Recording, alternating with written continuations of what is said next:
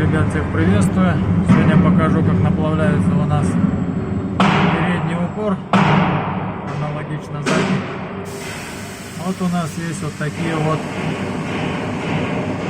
пробои.